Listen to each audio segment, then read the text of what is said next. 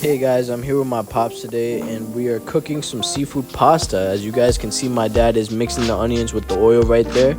And we have some salt, pepper, that's the oil right there that he's using.